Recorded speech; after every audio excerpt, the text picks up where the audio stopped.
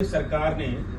अपना बजट प्रस्तुत किया है। इसमें कृषि उत्पादकता और अनुकूलता में हमने जो टारगेट किया है कि पिछले हमारी सरकार 3 वर्षों में किसान और उनकी जमीन को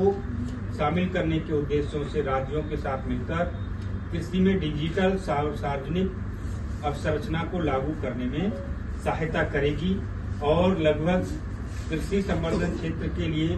1.52 लाख करोड़ रुपए का प्रावधान हमारी सरकार ने किया है। और ये हमारी सरकार सहकारी क्षेत्र के प्रणालीगत और व्यवस्थित और चौमुखी विकास के लिए राष्ट्रीय सहकारी नीति लाएगी। इसके लिए ग्रामीण अर्थव्यवस्था के विकास में जिससे तेजी आ सके, ये इस प्राथमिकता में है। दूसरा, रोजगार और कौशल परक बजट सरकार मोदी सरकार ने पार्ट 3 में ये जो बजट पहला आया है उसके संबंध में आप सबको अवगत कराने के संबंध में ये प्रयास है। आप सब लोगों ने वैसे बजट की बातों को अच्छे से जानकारी में है, फिर भी एक बार हर जिले में प्रयास को बजट की विशेषताएं अवगत कराना हमारी जिम्मेदारी है। और इस नाते आप सबके सामने जो हमारी मोदी सरकार पार्ट 3 का ये जो बजट है उस बजट के बारे में कुछ जानकारियां आप सबको उपलब्ध कराना चाहता हूँ। इस बजट में जो बजट है पूरे देश भर में 9 प्रकार की प्राथमिकताओं को तय करते हुए सरकार, देखिए आप सबको जानकारी है, मोदी पार्ट 3 सरकार ने अपना देश को आगे ले जाने वाला बजट प्रस्तुत किया है। और इस बजट के माध्यम से पूरे देश में इंफ्रास्ट्रक्चर, सड़क, रोजगार, समाज के प्रत्येक वर्ग के उत्थान के लिए, समाज के प्रत्येक वर्ग के डेवलपमेंट के लिए सरकार ने इस बजट में प्रावधान किया है। साथ ही साथ सरकार ने उत्तर प्रदेश के विकास के लिए केंद्र सरकार ने उत्तर प्रदेश को उत्तम प्रदेश बनाने के लिए भी विशेष प्रावधान इस बजट में किए गए हैं, जिसके तहत लगभग कर्ज गारंटी योजना से उत्तर प्रदेश को 20 लाख इकाइयों को जीवन दान, 22 लाख नए उद्यमियों को तैयार करने का टारगेट इस बजट में किया गया है। सरकार ने 1000 ITI को हब और स्पोक व्यवस्था, 100 ITI कॉलेज को अपग्रेड करने का टारगेट रखा है, जिसके माध्यम से लगभग 3.5 लाख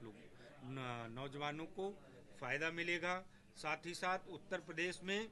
जो केंद्र सरकार है उसके माध्यम से चालू वर्ष में इंफ्रास्ट्रक्चर को लेकर लगभग 40,000 करोड़ रुपए मिलने की संभावना है, जिससे 10 नए राष्ट्रीय राजमार्ग, 2000 नई सड़कें बनाने का प्रावधान उत्तर प्रदेश में किया गया है। साथ ही साथ केंद्र सरकार ने पिछली बार की अपेक्षा योजनाओं के लिए उत्तर प्रदेश को 7,000 करोड़ रुपए के बजाय इस बार 11,500 करोड़ रुपए आवंटित किए हैं। साथ ही साथ केंद्र द्वारा प्रायोजित योजनाओं के लिए अपेक्षित 90,000 करोड़ के बजाय सरकार ने 96,000 करोड़ रुपए केंद्र सरकार ने इस बजट में आवंटन करने का काम उत्तर प्रदेश के लिए किया है। इस आधार पर निश्चित रूप से जो अलग अलग योजनाएं हैं उस सब में केंद्र सरकार ने उत्तर प्रदेश के लिए पिछली बार की अपेक्षा अधिक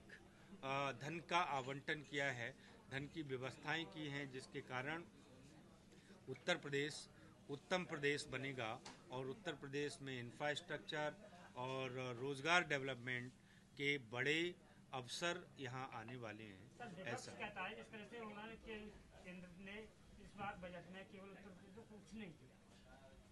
तो वही मैं बताना चाह रहा हूँ कि जो वो कह रहे हैं कि कुछ नहीं दिया, हम कह रहे हैं कि पिछली बार 7,000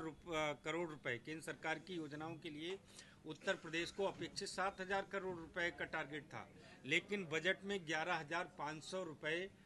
करोड़ रुपए की व्यवस्था की गई है। जरा अंतर करिए, कितने हजार करोड़ रुपया